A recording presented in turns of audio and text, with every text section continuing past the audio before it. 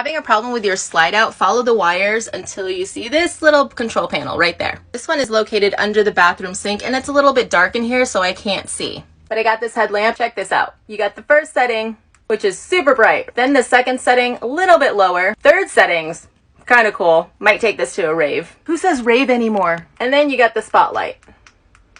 Oh.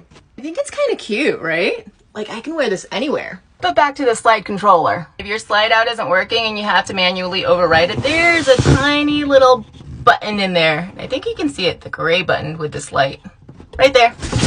And just follow those directions. But before you override it, make sure that there's nothing in the way of your slide out tracks, on the roof, on the floor, everywhere. Make sure it's all clear before you start moving your slide out. That's probably what happened in the first place. So I'm going to push this reset button 6 times.